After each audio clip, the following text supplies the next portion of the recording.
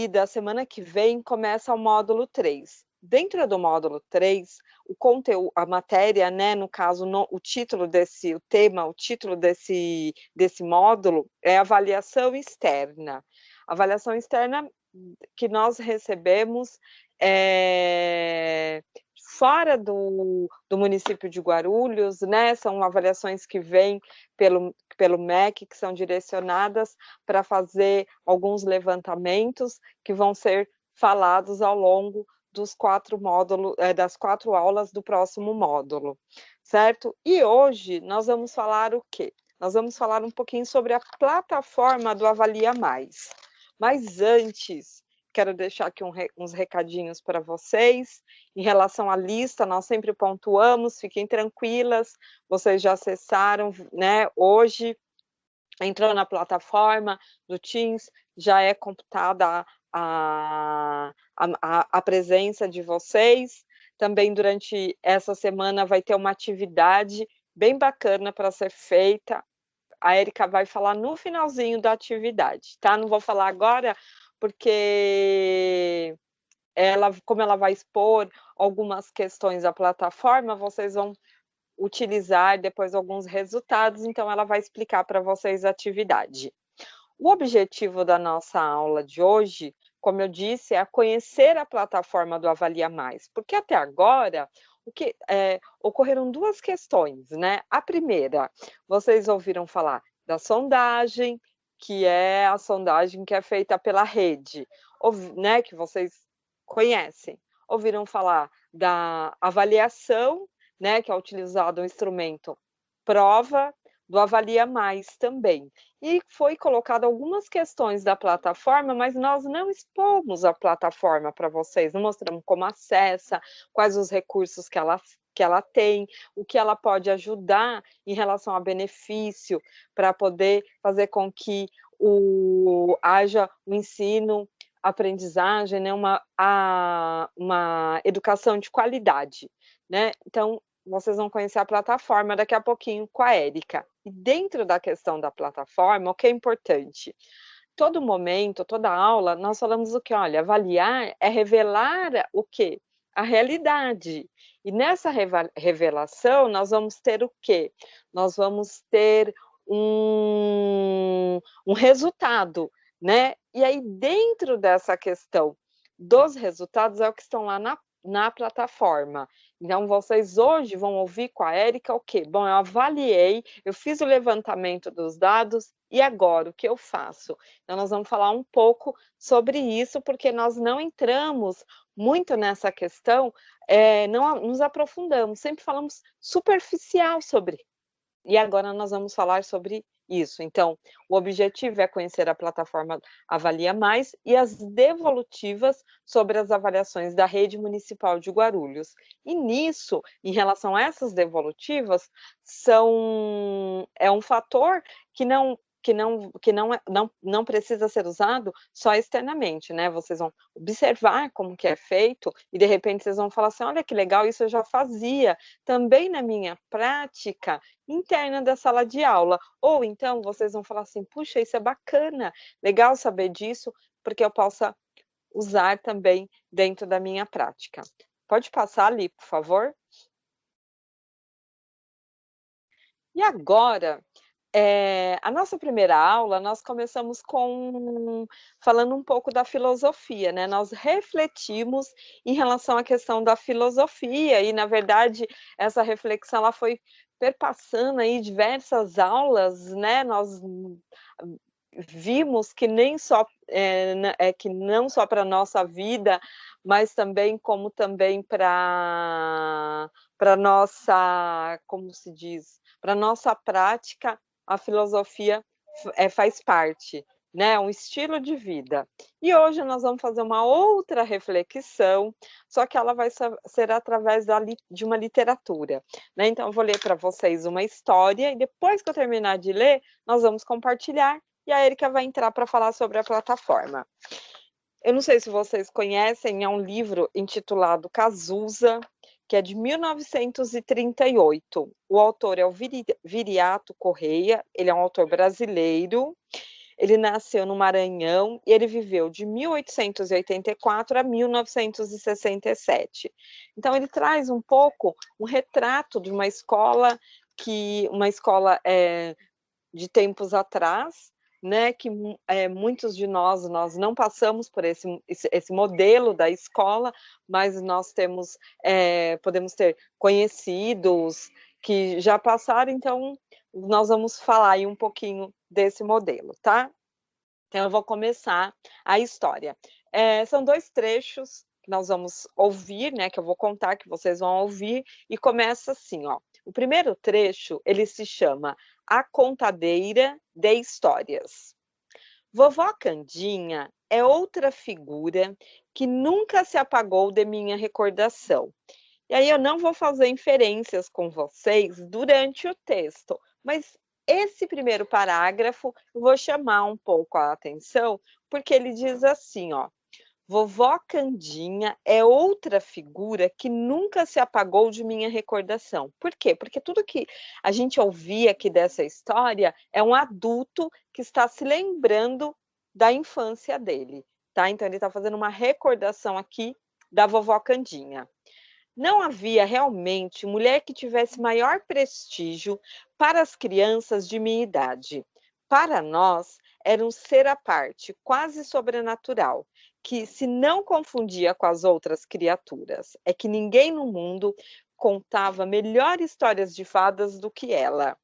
Devia ter seus 70 anos, rija, gorda, preta, bem preta, e a cabeça branca, como algodão em pasta. Morava distante, vinha ao povoado de quando em quando visitar a Luzia, sua filha caçula, casada com Lourenço Sapateiro. E quando corria a notícia que ela ia chegar, a meninada se assanhava como se ficasse à espera de uma festa. Não saíamos da porta da Luzia, perguntando insistentemente: quando ela chega? Traz muitas histórias bonitas? Traz muitas novas? Era pela manhã que vovó Candinha costumava chegar. O dia nem sempre havia acabado de nascer e já a pequenada estava à beira do rio para recebê-la. Mal ia saltando da canoa, nós corríamos a abraçá-la, com tanta afoiteza e tanta efusão que havia perigo de lhe rasgarmos o vestido rodado de chita ramulhada. Quantas histórias a vovó traz? Perguntávamos. Um bandão delas, respondia a velha. De dia não conseguíamos que ela nos contasse história nenhuma. Quem conta histórias de dia, dizia, negando-se, cria rabo como um macaco. Mal a noite começava a cair, a meninada caminhava para a casa de Luzia, como se dirigisse. Dinha vinha então sentar-se ao batente da porta, que dava para o terreiro. Enquanto se esperavam os retardatários, ela fumava pachorrentamente o seu cachimbo. Sentávamos em derredor, caladinhos, de ouvido atento, como não fora tão atento como não fora tão atento o nosso ouvido na escola. Ela começava. Era uma vez uma princesa muito orgulhosa que fez grande má criação à fada sua madrinha. Acendiam-se os nossos olhos, batiam emocionados os nossos corações. Não sei se é impressão de meninice, mas a verdade é que até hoje não encontrei ninguém que tivesse mais jeito para contar histórias infantis. Na sua boca, as coisas simples e as coisas insignificantes tomavam um tom de grandeza que nos arrebatava. Tudo era surpresa e maravilha que nos entrava de um jacto na compreensão e no entusiasmo. E não sei onde ela ia buscar tanta coisa bonita. Ora, eram princesas formosas, aprisionadas em palácios de coral, erguidos no fundo do oceano ou das florestas. Ora, eram reis apaixonados que abandonavam o trono para procurar pelo mundo a mulher amada, que as fadas invejosas tinham transformado em coruja ou rã.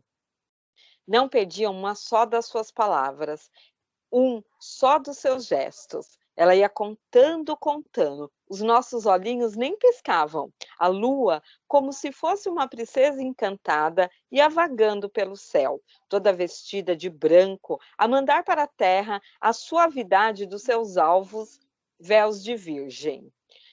Lá pelas tantas, um de nós encostava a cabeça no companheiro, mais próximo, e fechava os olhos cansados. Depois outro.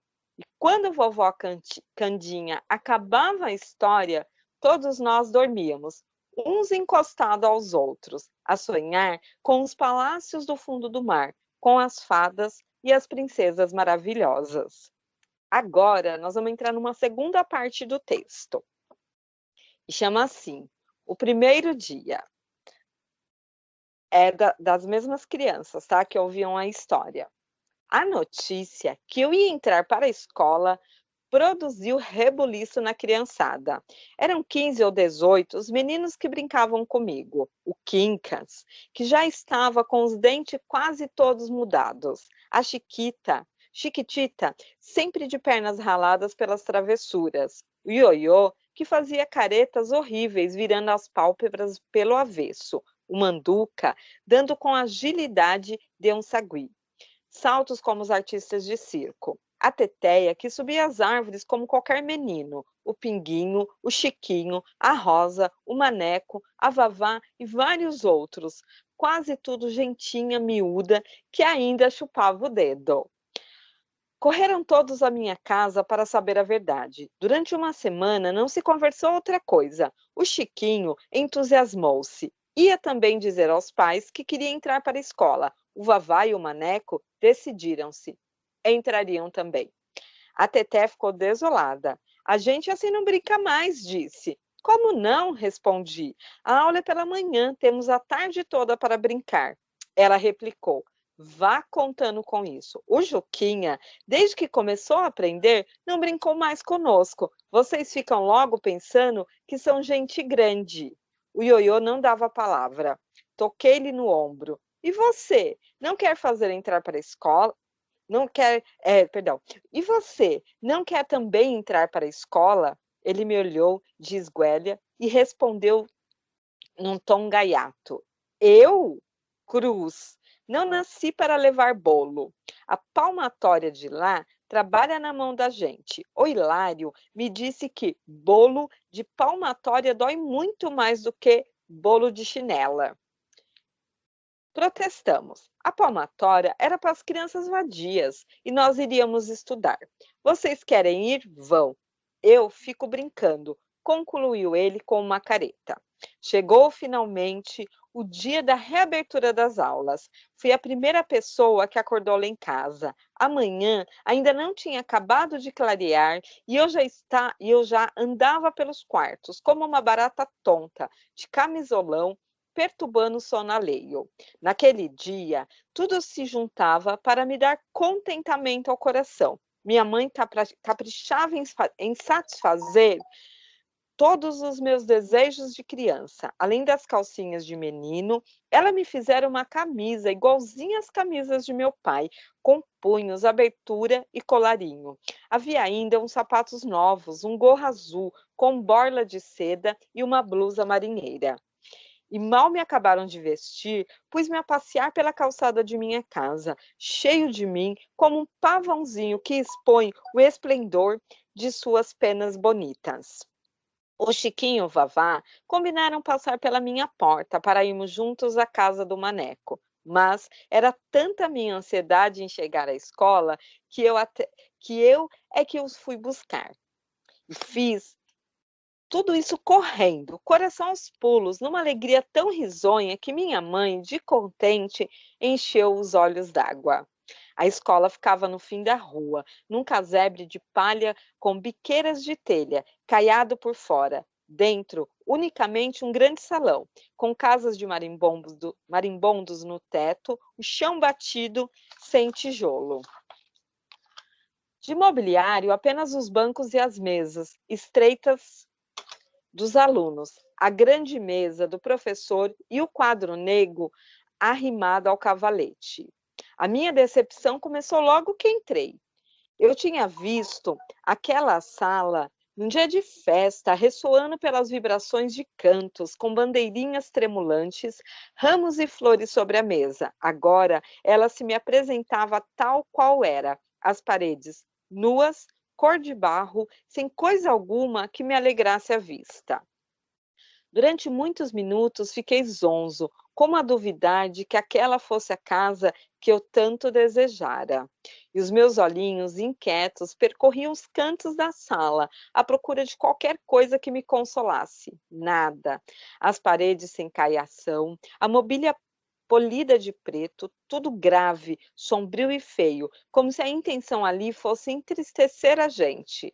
Olhei o Chiquinho, olhei o Maneco, olhei o Vavá, tinha o mesmo ar tímido e encolhido que me afligia a alma. Procurei um rosto, alegre naqueles rostos. Nenhum. Os meninos pareciam condenados, olhos baixos, voz assustada e dolorosa, expressão de terror na fisionomia. Tentei encarar o professor e um frio esquisito me correu da cabeça aos pés. O que eu via era uma criatura incrível, de cara amarrada, intratável e feroz. Os nossos olhos cruzaram-se. Senti uma vontade louca de fugir dali. Pareceu-me estar diante de um carrasco. O Vavá veio sentar-se ao meu lado, como se tivesse medo de ficar sozinho no banco, por trás do meu. O velho João Ricardo ergueu-se subitamente, agarrou pela orelha e levou-o de novo ao banco. O movimento foi tão brutal que o Pedrinho, que estava perto, se espantou e, com o cotovelo, derramou o tinteiro. O Adão riu. O professor vibrou-lhe a régua na cabeça. E daí por diante não se assentou mais. Pôs-se a passear pela sala, de mãos para trás, vigiando-nos, atrás dos óculos pretos, com o ar terrível de quem está com vontade de encontrar um pretexto para castigos. O Hilário cochichou com Jovino. O professor bateu com a régua na cabeça dos dois. O Donato levantou os olhos do livro, acompanhando o voo de um marimbondo. A régua cantou-lhe no alto da cabeça. À tarde, quando os meus companheiros me vieram buscar para os brinquedos de costume, eu estava murcho, mole, fatigado e triste. A Chiquitita perguntou-me curiosa: Cazuza, você gostou?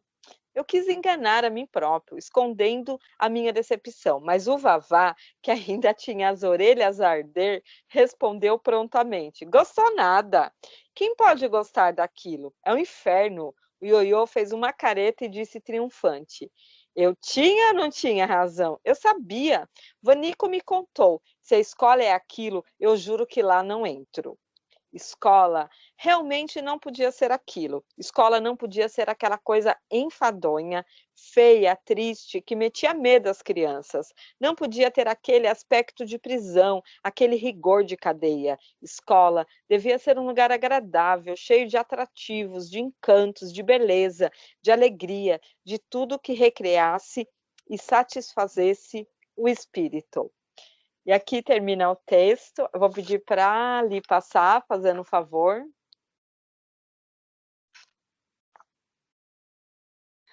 E agora a gente vai entrar num pouquinho de um momento de socialização, né? Normalmente eu trago alguma fala e a socialização tem ficado para o final, hoje vai ter também no final, mas eu queria ouvir um pouquinho vocês, né? Qual a impressão? Quando vocês ouvem esse texto, quando vocês veem, né? A gente trouxe um texto, mas as duas partes dele, quando você ouve essas duas partes, né? Qual a sensação que ele trouxe para vocês? Qual a impressão, uma lembrança? Queria que vocês falassem um pouquinho comigo.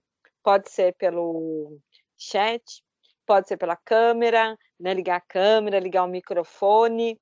Fiquem à vontade, mas eu queria ouvi-las um pouco.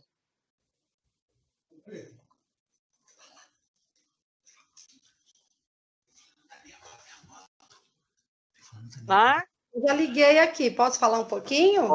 pode sim. Eu achei uma história muito bacana, né? Que a gente sempre, quem não ouviu histórias assim, né?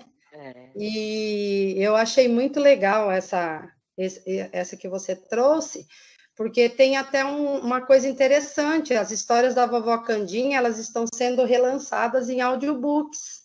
Ah, que legal! Não Sim, sabia. pela Sônia Robato, é uma autora que mora em Trancoso, na Bahia, e ela, junto com o Aldir Blanc, tá trazendo todas as histórias, né, de volta da vovó Candinha, todas em audiobooks, e a gente consegue entrar lá e ouvir as histórias, é bem bacana.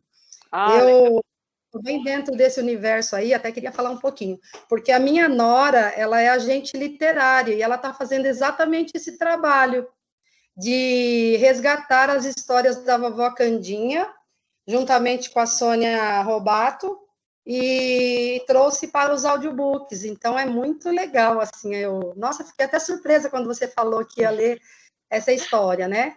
E Aham. aí, na verdade, é uma do Viriato, mas a Sônia Robato, ela fez esse resgate muito legal, e aí ela até, a minha nora fez até um outro dia uma live falando sobre, e tá bem bacana. E assim, me remeteu muito realmente aos tempos da escola, né?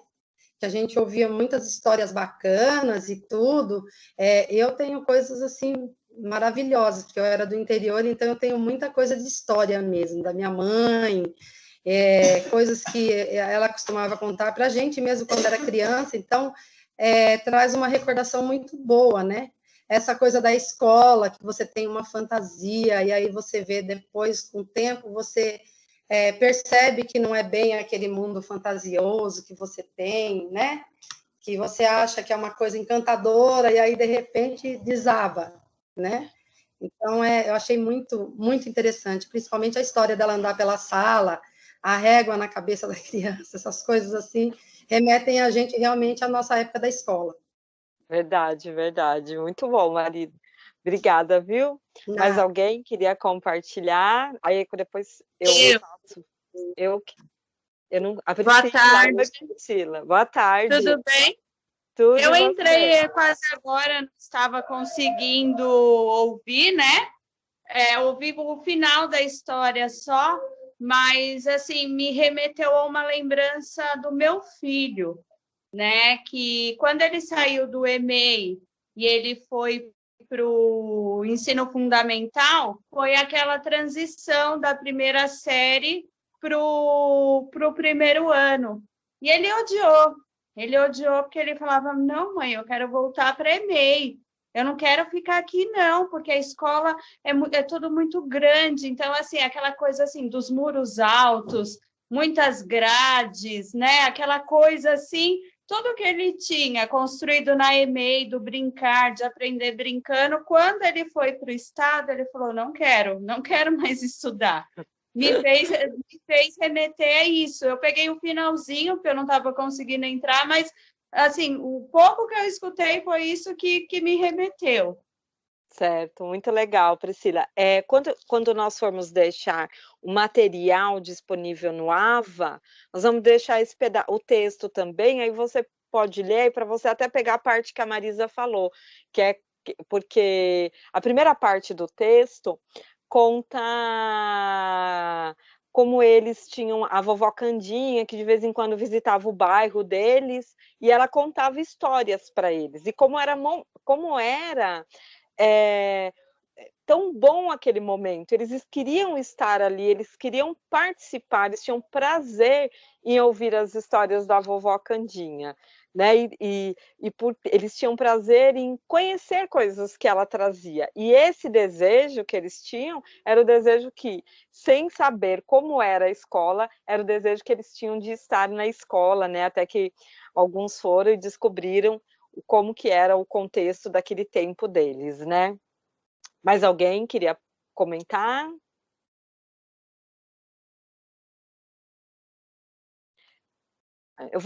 Então eu vou finalizar, né, para a Érica poder entrar e conversar um pouco com vocês, e aí eu vou aproveitar um pouquinho do gancho, tanto da Marisa quanto da Priscila, só para fazer o fechamento em relação a esses textos, né? A Priscila trouxe uma questão do filho dela, né, de quando ele saiu do infantil e ele foi para o fundamental, né? E assim, eu tive essa experiência. eu vou contar para vocês. Eu tive essa experiência também, Priscila, com o meu filho, quando ele estudava na educação infantil, e uma vez ele viu uma foto de um parque, e ele pegou, e a gente estava fazendo uma atividade, era foto de um parque, e ele falou assim, não, isso é uma escola. Eu falei, não, filho, isso é um parque, não era...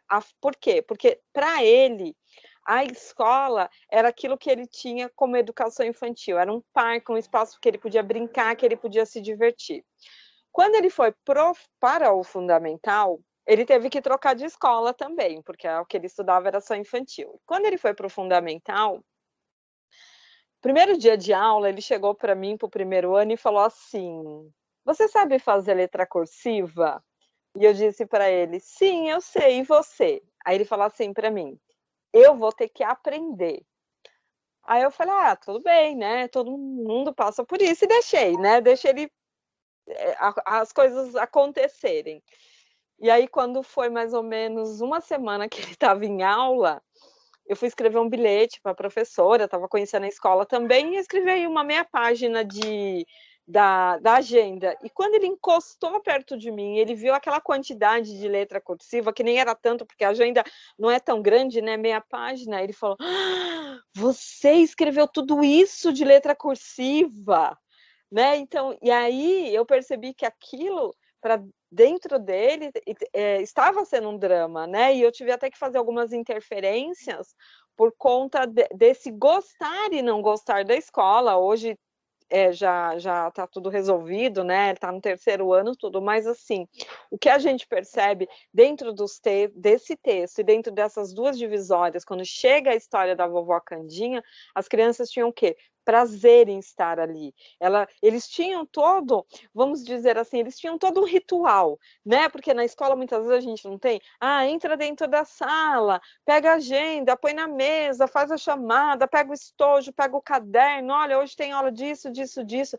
Nós temos todo um ritual dentro da escola. E as crianças, com a tia Candinha, elas também tinham um ritual, e elas queriam estar ali. Mas quando eles chegaram na escola e eles viram uma outra situação, até a questão que ele fala, né? A escola, nem as paredes eram atrativas, né? Para a criança querer estar lá, né? Então, quando a gente olha para esse texto, quando a gente pensa dentro das tendências pedagógicas, esse texto ele vem para finalizar mesmo a questão das tendências pedagógicas, né? Para nós, assim, como professores, né? Como pessoas que estamos ali, né, na frente dessa questão do ensino-aprendizagem, podemos agir. Claro que hoje, né, não tem mais essa questão de reguada, talvez muitas de nós nem pegamos isso, talvez pegamos professores mais autoritários, mas não nesse sentido, assim como o texto aqui relata, porque a gente sabe que de fato ocorria isso no passado,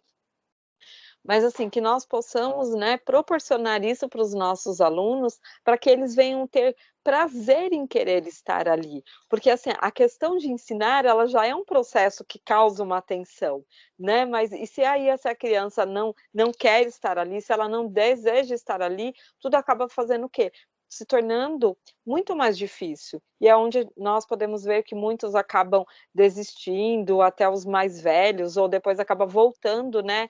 Hoje, infelizmente, nós temos um número grande de alunos na EJA, né? E muitas das razões são por questão de acesso e por questões de oportunidade, mas nós sabemos também pelas dificuldades deles, né? Que eles têm nessa fase da infância. Então, assim, é um texto mesmo para nós refletirmos. Como eu sempre falo, não é um texto para trazer para a gente, é uma questão de trazer culpa, não é nada disso, né, de falar, é sempre o professor, ou é sempre o sistema, é sempre aquilo. Não, é um texto que é prazeroso, é gostoso de ler, é divertido, né, mas também para nós refletirmos sobre a importância da escola, a importância do nosso papel e o que nós podemos fazer a cada dia mais para poder melhorar, né, para que os nossos alunos venham ansiar por estar na escola, assim como a gente viu eles ansiando por estar com a vovó Candinha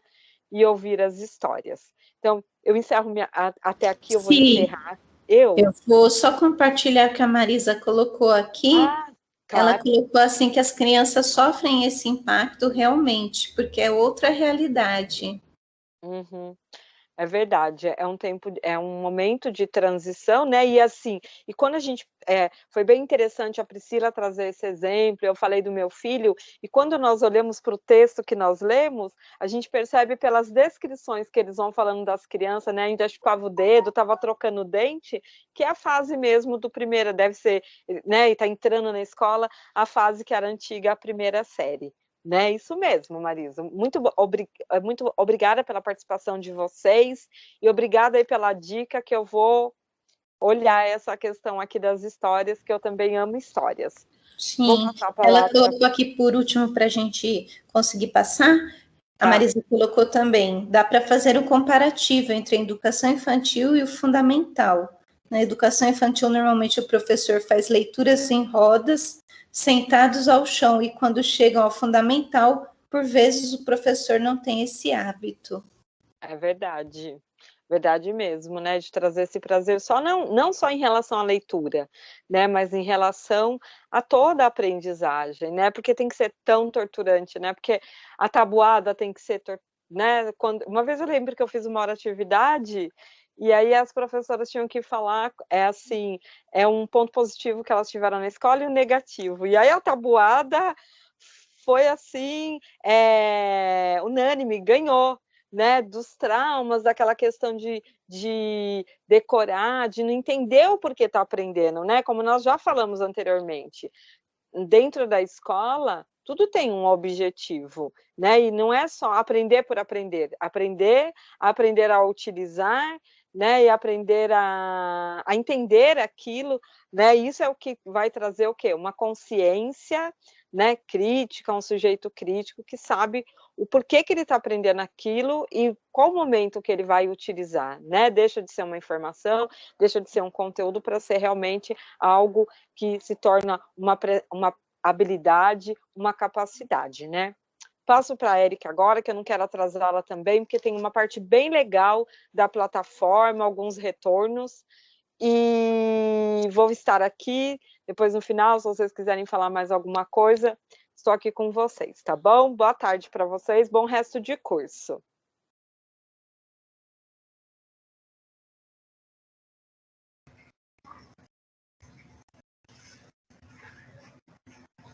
Olá, meninas, boa tarde, tudo bem? Bom, espero que... Boa tarde. Espero que todas estejam muito bem, né? Com esse frio, que eu só tô sem blusa porque eu tô dentro de casa. Mas bora lá. Li, você passa, por favor? Nós vamos conversar um pouquinho a respeito da plataforma Avalia Mais.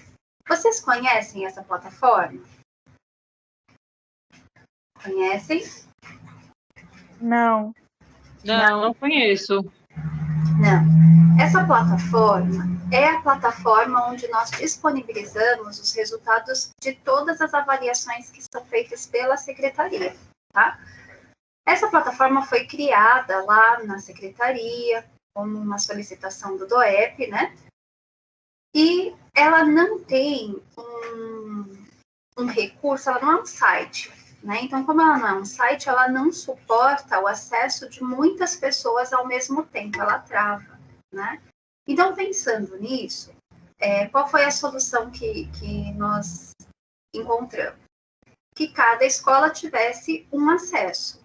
E quem teria o acesso a essa plataforma? O coordenador pedagógico, porque ele está mais próximo ao professor. Mas é uma plataforma de uso coletivo, né? Então, assim, o coordenador tem a senha, ele tem o usuário. Sim, ficou sob a responsabilidade dele, mas é uma plataforma para que todos acessem. Então, o professor, a ideia era que o professor pudesse consultar, lógico, pede para o coordenador acessar, ele acessa, ou ele passa a senha e a escola, os professores têm acesso aos resultados, aquilo que está sendo observado a partir da plataforma. A partir desse ano, as escolas vão ter 2 acessos. Vai ter um perfil para diretor e um perfil para o coordenador. Por quê? Porque, às vezes, acontece da gente observar algumas coisas que estão acontecendo na plataforma, que se o diretor tivesse observado, ele já teria dado algumas orientações, né? Então, assim, o diretor ele vai conseguir visualizar algumas ferramentas mais administrativas e o coordenador mais pedagógicas. E o professor? O professor, ele pode, sim, pedir para estar vendo essa plataforma, porque ela é de uso coletivo, tá? Ela é para ser usada por toda a rede, tá bom? Então, lá no site da secretaria, né, tem lá onde está escrito sistemas, clicou nos sistemas, vai aparecer na primeira página esse ícone aqui, ó, do Avalia Mais, tá? Então, todo mundo pode ter acesso, tá bom? Todo mundo pode ter acesso às informações. Você passa para mim, por favor, Li. Quando vocês acessam, que tipo de informação vocês têm? Então, tem lá um texto falando qual é a ideia de avaliação, qual é a perspectiva de avaliação que a rede tem, né? E aí vai mostrar ali, ó, um ícone de avaliação, um de sondagem e o relatório. Então, aonde está a avaliação e sondagem, são os dois campos que a gente pode fazer o lançamento das observações dos instrumentos que foram utilizados. Então, se é a avaliação, a gente faz o lançamento do que foi observado na prova. Se é sondagem, a gente faz o lançamento daquilo que foi observado durante a sondagem com os alunos. Assim que nós terminamos de fazer esse lançamento, já gera um relatório. E esse relatório a gente vê ali na terceira aba, tá? Li, você pode passar, por favor? Então, vai ficar... Passa mais um, Li, que duplicou esse. Então, o que nós enxergamos, né? Quando a gente está lá na escola. Então, na avaliação, a gente vê o lançamento das respostas, na sondagem, o lançamento da hipótese, e os relatórios a gente consegue observar tanto os relatórios da avaliação, quanto os relatórios da sondagem. Tá? Então, os menus, eles levam a gente para essas três situações diferentes. Tá bom? Então, vamos lá para o relatório, porque o lançamento é bem simples. No lançamento, vai abrir lá a turma do professor, vai abrir o nome de aluno por aluno e o professor consegue lançar. Alguns coordenadores fazem o lançamento por conta do volume de trabalho dos professores, e aí, gente, é uma organização da escola, tá? Então, tem coordenador que ele prefere fazer os lançamentos, ele pede para o professor passar para ele e ele faz o lançamento na plataforma. Tem coordenador que pede para que o professor mesmo faça esse lançamento. Então, essa é uma questão que nós não nos envolvemos, porque a gente entende que o trabalho da escola precisa ter uma autonomia. Então, nessa questão do lançamento, é uma organização do coordenador com os professores, tá bom? E aí, lá nos relatórios, você passa um, Li, por favor. Quando a gente olha para os relatórios da avaliação, nós temos um relatório geral, os níveis da avaliação e os níveis da produção de texto. O que é isso? No relatório geral, quando você clica lá, você vai selecionar a turma. Então, é um relatório por turma, tá? Vai selecionar qual é o eixo, se é o eixo de comunicação e expressão, que é a língua portuguesa, ou o eixo de matemática, que é a educação matemática. Vai selecionar a turma, a série, né? Para quem for aplicada essa avaliação, e aí você vai obter um relatório. Esse relatório, vocês vão até ter contato com eles depois na atividade, ele vai mostrar, assim, quais são os descritores que foram avaliados. Lembrando que lá na prova, que era um instrumento de avaliação, como a gente já conversou, os descritores foram escolhidos em razão da Prova Brasil, aí nós fizemos aquela relação entre os descritores e o QSN, vimos que alguns saberes que estavam contemplados lá no QSN de 2005 eram realmente maiores, mas que cabia a todos os descritores como aprendizagens mínimas, tá? Então, vocês conseguem ver a lista, a relação de descritores que foram utilizados naquela avaliação, os níveis. O que são esses níveis? São os níveis de aprofundamento. Então, por exemplo, também está lá no relatório descrito isso tudo certinho. Nível 1 são aquelas crianças que elas acertaram as questões mais fáceis, ou que acertaram questões que foram chutes, né? Essas crianças, nós entendemos que elas precisam de atenção. Por quê? Porque elas têm saberes, sim, só que esses saberes não são suficientes para aquela turma, para aquele ano, né? Então, elas precisam de uma atenção maior. Aí nós temos o nível 2, que seria aquelas crianças que estão nas aprendizagens mais básicas. Então, elas precisam também de atenção, precisam de aprofundamento para continuar avançando. Por quê? Se esse trabalho de aprofundamento não acontecer, quando essa criança for para a série seguinte, for para o ano seguinte, quem é no nível 2, por exemplo, no terceiro ano, muito provavelmente vai ficar no nível 1 no quarto, né? Não é que a criança desaprendeu, mas é que o quarto ano ele tem um nível de aprofundamento maior e aquelas aprendizagens que a criança tinha no terceiro não foram aprofundadas, né? Então, veja, a gente não está falando que a criança desaprendeu. Ela continua sabendo o que ela sabia. Ela continua com as habilidades que ela havia desenvolvido, mas não houve um aprofundamento. Logo, para o quarto ano, para o quinto ano, as expectativas de aprendizagem são maiores. Então, não é que essa criança regride, ela permanece onde ela está. Bom? E o nível 3 seria o nível adequado, onde aquelas crianças elas realmente estão ali com a expectativa de aprendizagem atendida. Tá? Lembra, os descritores são aprendizagens mínimas que nós devíamos estar tentando garantir, né?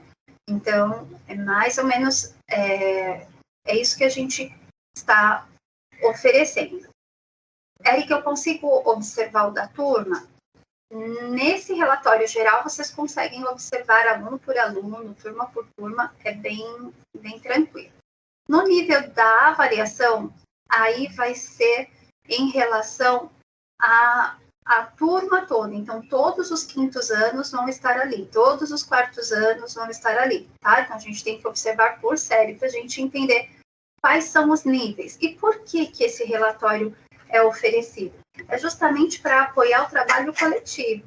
Então, às vezes, o coordenador, ele propõe, ou a equipe gestora, ou o grupo de professores, eles propõem um roteiro de estudos, ou eles propõem um projeto em que faz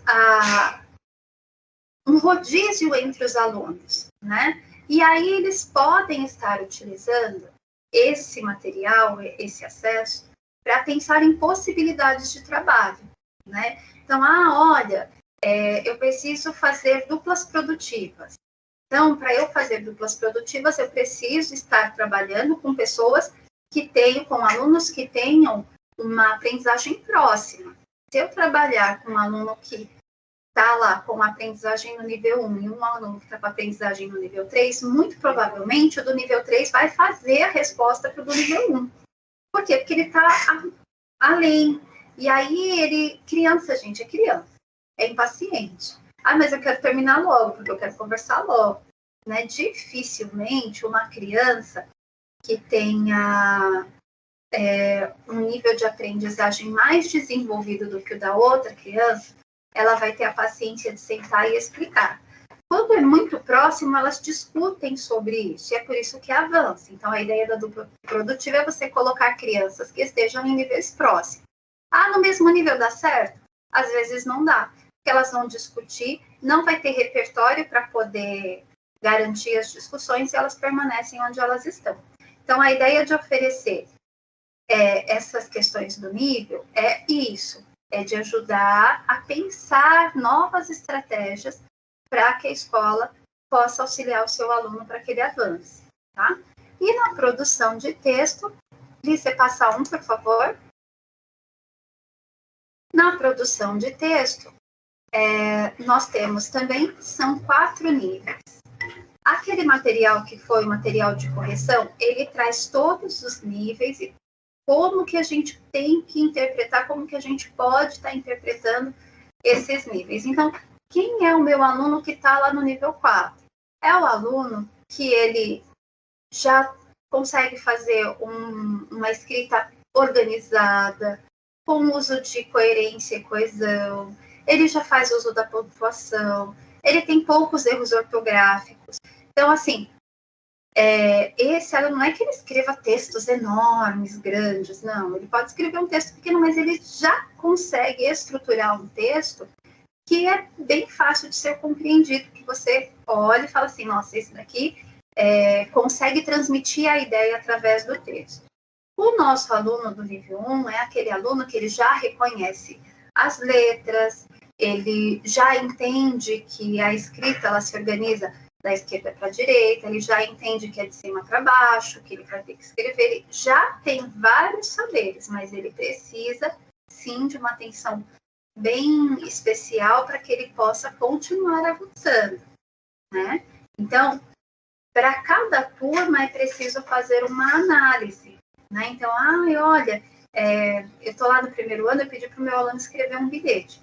Consegue estruturar? Olha, o bilhete ele não exige tanto recurso, por exemplo, tanto aprofundamento, tanto rigor, quanto a reescrita de um ponto, por exemplo.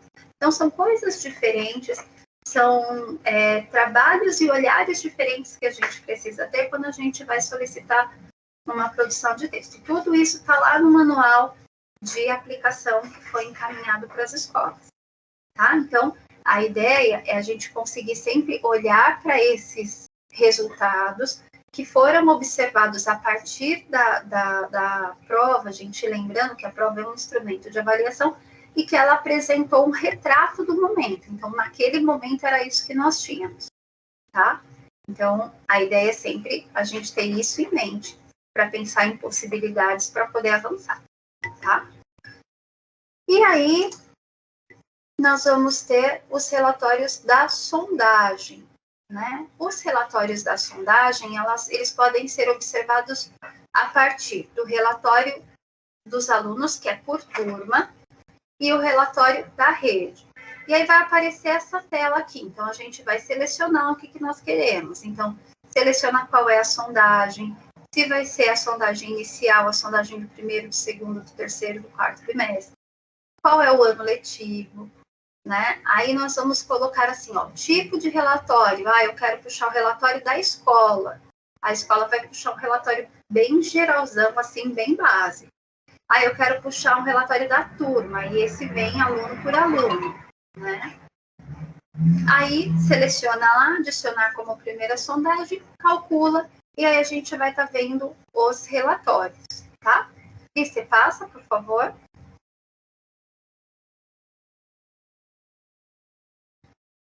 Que são esses. Então, olha só, relatório da turma, né? Então, eu observo lá, olha, conseguindo acompanhar o que aconteceu com os nossos alunos. Quando a gente recebe um aluno novo, acontece o que aconteceu aqui com a Ana Clara, ó, aparece assim, não lançado, não lançado, não lançado, porque ela é uma aluna nova. A nossa plataforma, ela classifica sempre por ordem alfabética, e aí não aparece nenhum lançamento para ela no período que ela não era nossa aluna. E depois, quando começa a ser lançado, vai aparecendo, tá? Então, o professor, ele consegue imprimir esse mapa, que é o mapa da sala dele, tá? Para entender como que os nossos alunos estão indo, como eles estão avançando, se estão caminhando, né? Aí, às vezes, a gente olha e fala assim, opa, peraí, mas eu tenho um aluno que ele está pré-silábico desde o começo. Aí a gente começa a puxar pela memória, mas o que aconteceu? Como que foi o trabalho para que esse aluno estivesse assim? São reflexões que a gente consegue fazer a partir da análise desse material, tá? Então, a ideia, gente, vamos lá, a ideia é sempre apoiar o professor, facilitar o professor e a escola para que se tenha recursos de refletir sobre o trabalho que está sendo feito na escola, né? Para apoiar, sempre no sentido de apoiar, tá bom? Você passa o próximo ali, por favor. Aqui é quando a escola olha para o desenvolvimento global, né? Então, esse gráfico é possível obter por série ou obter através da escola inteira, né? Então, aqui nós temos uma série, né? Acho que é do primeiro ano, essa. São 12.050 alunos. Aí mostra lá, olha, a gente teve 11.233 alunos que foram avaliados e, por algum motivo, 817 alunos. Esse aqui é da rede, né? Porque no perfil a gente observa da rede. Então, esse 817 foram alunos que não foram avaliados naquele momento. Pode ter acontecido de terem sido alunos que entraram na escola recentemente e não fizeram a sondagem. Pode ser alunos que, por alguma razão, o professor ficou em dúvida e não lançou, né? Então, esses dados nós temos também. E são esses dados que a gente colhe, a gente estuda e encaminha lá para o tribunal, tá? Então, daí a importância de nós termos uma plataforma que acompanhe, porque aquilo que a gente enxerga é aquilo que a escola enxerga, é aquilo que o professor enxerga, está todo mundo vendo a mesma informação, né? Então, isso é importante, tá? E aí, nós vamos agora conversar um pouquinho a respeito de um dos materiais que ele vai só depois que todos os dados foram lançados e que esses relatórios estão disponíveis, que é a devolutiva pedagógica. Então, depois que a gente faz a prova, que nós colhemos esses dados, que a gente olha para a plataforma e faz toda essa análise, a gente pensa assim, quais foram as questões que foram mais fragilizadas? E por que essas questões foram fragilizadas? Então, nós trouxemos 2 exemplos para estar mostrando para vocês, né? O primeiro exemplo é uma questão de língua portuguesa. Então, olha lá, o tema ou o tópico era procedimento de leitura. Assim como na matemática, a língua portuguesa também está organizada em tópicos. Por quê? Porque para cada tópico que a gente olha, que a gente propõe o desenvolvimento, existe um grupo de operações cognitivas que os nossos alunos vão fazer, né? Então, a gente, por exemplo, a gente fala assim, mas o meu aluno ele não escreve, ele não consegue escrever nenhuma linha da redação. Ele chora, ele fala, professora, quantas linhas? 10? Aí ele vem com 8, pode ser 8. O que falta? Né? O que falta não. O que a gente pode propor para que esse aluno avance? Esse aluno precisa ter repertório, a gente não consegue falar do que a gente desconhece. Se a criança não tem repertório, ela não vai produzir um texto. Só que o repertório, ele não é obtido a partir da produção de texto. Ele é obtido a partir da oralidade, que é quando a criança, ou da leitura, que é quando a criança vai ampliar os horizontes dela. Então, a gente tem outros temas que vão impactar naquele. A mesma coisa ocorre na leitura. Então, a gente tem os procedimentos de leitura, a gente tem o olhar para coesão e coerência, né? Então, a gente precisa olhar para esses tópicos para entender em qual momento, qual é o desenvolvimento que o meu aluno está tendo, aonde ele está tendo, para saber exatamente onde a gente vai fazer a inferência, onde a gente vai propor atividades para que ele avance. Então, esse tema, esse tópico, era procedimento de leitura, né? Perdão, gente. E aí, qual era o descritor, ou aprendizagem que nós estávamos avaliando? Era inferir o sentido de uma palavra ou expressão.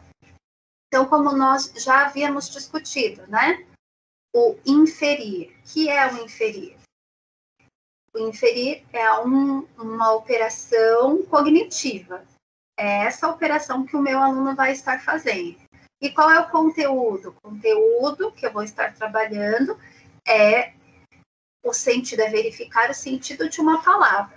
Então, lá na nossa época há muito tempo, na minha época há muito tempo, os professores passavam um texto Aí depois do texto vinha assim, vocabulário, né? Esse vocabulário era o conteúdo de sentido de uma palavra ou sentido de uma expressão, né? Mas qual era a operação cognitiva que nós fazíamos com aquilo? Nós líamos, né? A gente não fazia inferência dentro desse conteúdo, né? Então, são coisas também que a gente precisa observar. O que está sendo proposto? O que o meu aluno precisa fazer com aquele conteúdo?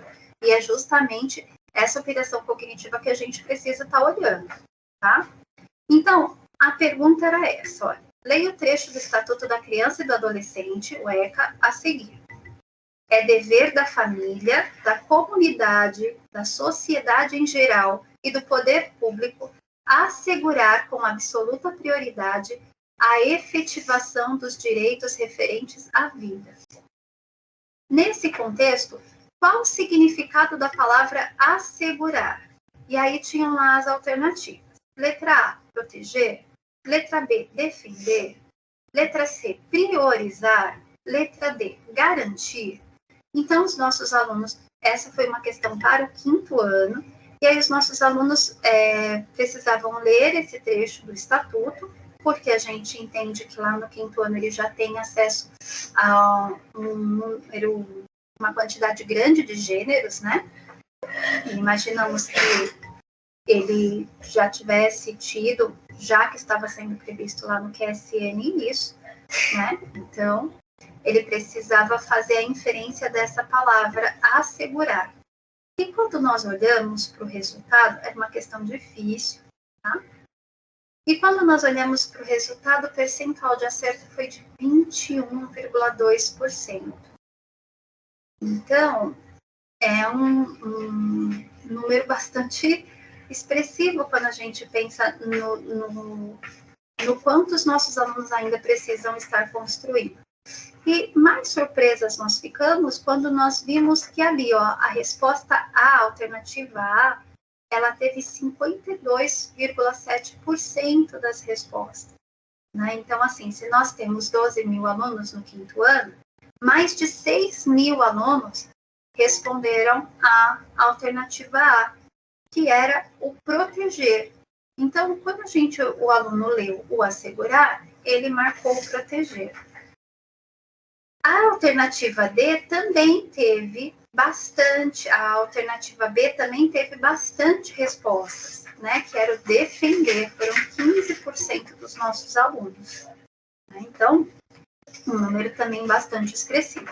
E a partir daí a gente começa a tentar entender o que pode ter levado o nosso aluno a escolher essas respostas. Lembrando que quando a gente elabora o item, a gente pensa no distrator, não tem pegadinha. A gente não pensa na pegadinha, a gente pensa assim, quais conhecimentos, quais aprendizagens o nosso aluno já adquiriu, né? E, então, pensando nisso, a continuação dessa análise pedagógica, dessa devolutiva, é essa aqui. Li, você pode passar, querida? Então, nós fizemos lá, encaminhamos para a escola um comentário. Então, no comentário está assim, o item avalia a habilidade de o aluno relacionar informações, inferindo quanto ao sentido de uma palavra ou expressão no texto, ou seja, dando a determinada palavra seu sentido conotativo. Inferir significa realizar um raciocínio com base em informações já conhecidas, a fim de se chegar a informações novas que não estejam explicitamente marcadas no texto. Com esse descritor, pretende-se verificar se o leitor é capaz de inferir um significado para uma palavra ou expressão que ele desconhece. Na questão proposta, o aluno deveria ler o trecho destacado e selecionar algumas informações presentes para compreender o sentido global da frase. Nesse caso, poderia ter se perguntado, o que é assegurar? Caso não conseguisse reconhecer o significado, ele poderia ainda se perguntar, o que é preciso assegurar? Né? Quando ele interpretasse, quando ele fizesse a leitura, ele teria como resposta para o questionamento dele a próxima frase, né, a continuação da frase, que é assim: o que eu preciso assegurar? A efetivação dos direitos referente à vida. Né? E aí ele poderia estar concluindo que a alternativa mais correta era a D, porque se eu preciso assegurar a efetivação, então eu preciso garantir a efetivação dos direitos à vida, né? Então ele não vai pensar assim, eu preciso proteger a efetivação do direito à vida, ou eu preciso defender a efetivação dos direitos à vida, né? Então essa é uma relação que o aluno que desenvolve essa operação cognitiva, ele poderia estar fazendo, né? Mas aí nós fizemos a análise, né? Ao analisar a distribuição de resposta, observa-se que a alternativa A apresenta o maior percentual de marcações. A possibilidade dessa escolha pode ter ocorrido porque o aluno considerou o documento ECA e a sua função de proteção à criança. Então, vamos pensar, a criança, ela leu a pergunta porque ela já leu com autonomia, né? E aí ela viu lá o ECA e ela sabe o que é o ECA. Ela sabe que o ECA é um instrumento de proteção, né? Então, ela já pensou, então vou assegurar, vou proteger, né? Por quê? Porque ela não está pensando a respeito da frase. Ela está pensando sobre o instrumento, sobre o suporte, né? Ela está pensando lá no ECA, o que é o ECA para ela. Então, essas crianças que responderam o assegurar, elas provavelmente não estavam pensando na questão. Então, elas analisam aquilo, o macro, o maior. Elas não analisam ainda o menor, né? Então, elas olharam o material, que elas sabiam o que era, e deram aquela resposta. Muito provavelmente, quem escolheu o proteger pode ter escolhido defender pela mesma razão, né? Porque entende que o ECA também precisa estar lá porque vai defender os direitos, né? Então, nesse momento, ela não está pensando no trecho, na frase, ela não está fazendo a análise do pequeno, ela está fazendo a análise do grande. Então, veja, como que a gente pode trabalhar com isso, né? Nós também colocamos ali uma sugestão. Para promover o trabalho com esse descritor, nós recomendávamos o trabalho com atividades diferentes, de diferentes usos de gêneros textuais, para que o aluno pudesse discutir em rodas de conversa, para que ele tivesse uma compreensão global dos significados, e é lógico, ele deve consultar o dicionário? Deve, mas veja, nesse momento ele está utilizando o dicionário dentro de um contexto, né? Ele não está olhando lá só porque sim. Né? Por que eu tenho que achar o sinônimo dessa palavra? Não, quando ele analisa essa palavra dentro de um contexto, o sentido é outro para ele. É aquilo que eu estava falando, né? Da história. Então, o sentido, ele modifica, ele cria um significado, né? Bom, a alternativa C pode ter sido escolhida pelo aluno porque ele entendeu que era o cuidado, né? Eu vou voltar só para... Não precisa voltar não, Li. Quero de priorizar. Então, assim, olha, a gente precisa priorizar essa questão do cuidado dos direitos à vida, né? E aí a mesma coisa, gente. Essas crianças, elas provavelmente analisaram o material ECA, não a frase. Né? Então, assim, mas foi pegadinha. Não foi pegadinha, porque a partir do momento que eu sei que o meu aluno entende o que é o material, agora eu preciso olhar para ele e falar, olha, bacana, agora vamos entender o que está trazendo esse documento. E aí a gente analisa as partes desse documento, né? É a mesma coisa da gente propor a leitura de um conto. Aí eu falo assim para o aluno, olha, um conto de fada. Vou trazer para vocês a Bela e a Fera. O aluno já vai saber o que é a Bela e a Fera. Aí eu falo para ele, vamos analisar esse trecho? Se ele não está acostumado com isso, com a análise de um trecho do texto, ele vai contar a história inteira, mas do ponto de vista dele. Tem que fazer aquela análise que a gente está pedindo, né? Ou que está sendo solicitado. E isso é uma informação importante, é uma habilidade importante para a vida, né? Então, é o que a gente precisa observar.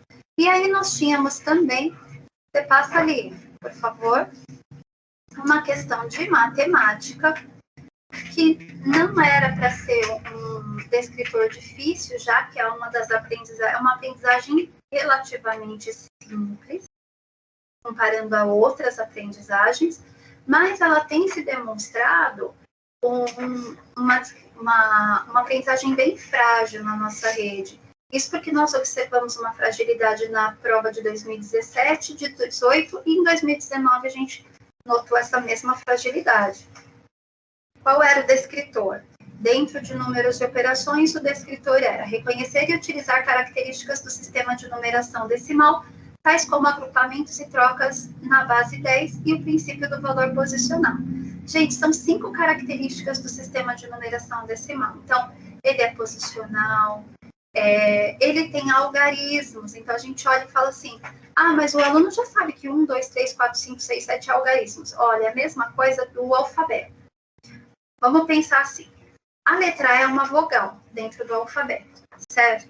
Quando eu coloco a letra A dentro de uma frase, ela pode virar um artigo. Olha como muda completamente o sentido da letra, né? Então, acontece a mesma coisa com o número. O aluno precisa entender que os símbolos que ele utiliza para escrever os números são os algarismos, e são 10, né? 0, 1, 2, 3, até o 9. Quando esses algarismos eles estão sendo utilizados num contexto numérico, aí eles assumem um valor, e esse é o valor posicional. Olha como são duas coisas diferentes. Uma coisa é o algarismo, outra coisa é o que ele assume compreendendo o valor posicional. Bom, a gente também tem um sistema que tem a característica de ser multiplicativa, quando a gente olha as classes decimais, e aditivo, porque ele aumenta de 1 em 1. Né? Então, são coisas que a gente precisa discutir com o aluno para que ele amplie o repertório para poder lidar com outras situações. Às vezes a gente propõe uma situação, problema, e o nosso aluno não consegue resolver. Não é o problema do aluno não saber ler. Poxa, ele é fluente em língua portuguesa, não consegue resolver um problema de matemática. É que talvez a fragilidade dele não esteja na leitura, esteja justamente no entendimento de como você trabalha com esse sistema de numeração decimal, que ele desconhece, né? E aí a gente observou que apenas 28% dos nossos alunos conseguiram responder essa questão. Olha lá. Imagine que um dos livros de Jonas Ribeiros tem 8.316 palavras. Esse número possui quantas centenas? Então, era lá, letra A, 83, letra B, 3, letra C, 8.300, ou letra D, 16. Né? A maior parte dos nossos alunos responderam a letra B, que era o 3. E aí nós também nos olhamos e falamos, nossa, mas o que pode ter levado os nossos alunos a responder essas questões desta forma? Lembrando que é a mesma coisa, a gente pensa já nisso, a gente olha para o distrator quando a gente vai estar elaborando os itens, né? E aí, nós também propusemos a devolutiva. Você pode passar, querida, por favor? Então, estava lá. O item avalia a habilidade de o aluno reconhecer e utilizar a relação entre agrupamentos e trocas na base 10, que é uma das características do sistema de numeração decimal. Essa é a característica do nosso sistema ser multiplicativo, tá? Para isso, ele precisa compreender que o nosso sistema de numeração conta com a escrita de 10 símbolos, que são os algarismos, que assumem diferentes valores dependendo da posição que ocupa no número, e que existe uma correlação entre as trocas na base 10. Por exemplo, 10 unidades corresponde a uma dezena, assim como uma dezena corresponde a 10 unidades. Então, existe essa troca, é uma correspondência, por isso que o nosso sistema é multiplicativo, né? Na questão proposta, o aluno precisava compreender que o número 8.316 como a representação do quantitativo de palavras em livros de João Ribeiro, em seguida responder a pergunta, quantas centenas esse número possui? Sabendo que 8 unidades de milhar corresponde a 80 centenas e que já haviam 3 centenas, Então, ele só precisava somar, né? Aí, ó, de novo, a característica da soma. Então, 80 centenas que ele tem, mais 3 centenas, dão 83 centenas, né? Mas os nossos alunos, a maior parte deles, respondeu o 3.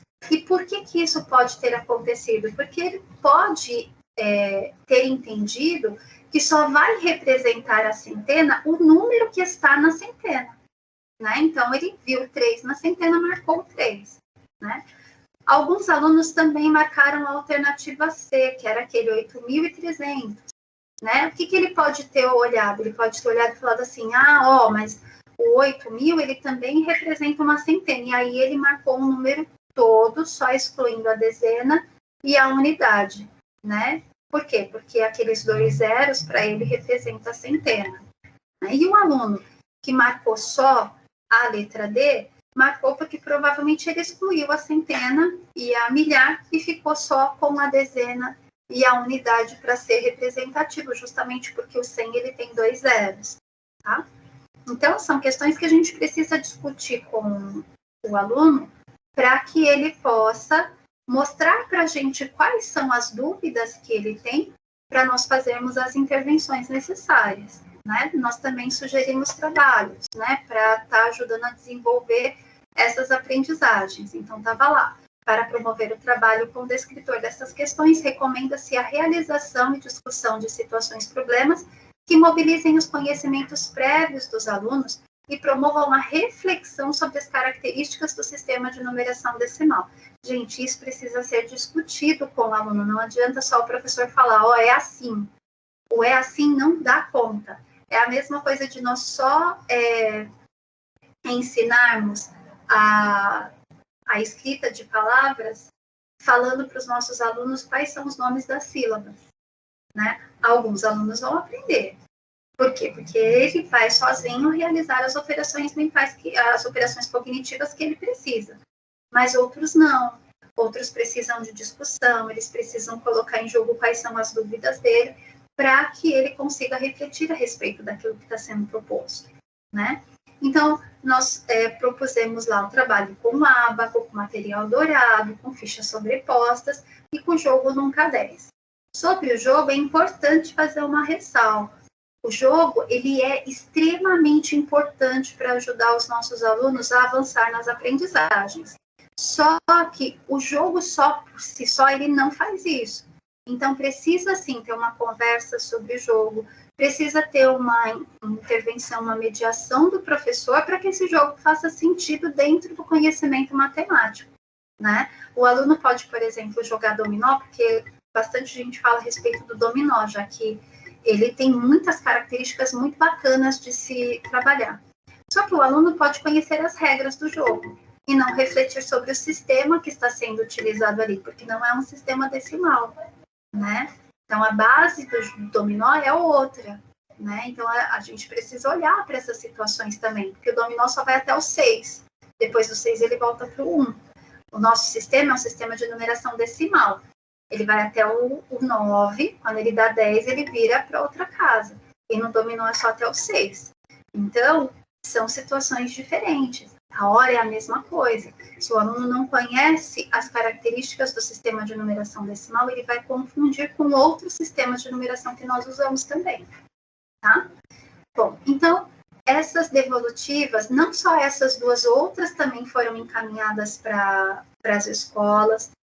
Logo depois que todas as respostas foram lançadas no sistema, justamente para se discutir, né? Para a gente olhar, olha, a minha turma não teve tanta dificuldade nisso. Então, professor, o que você fez para que seus alunos conseguissem refletir melhor sobre isso? Então, a ideia era justamente de que os professores pudessem discutir a respeito desses resultados para a gente avançar nas nossas intervenções, né?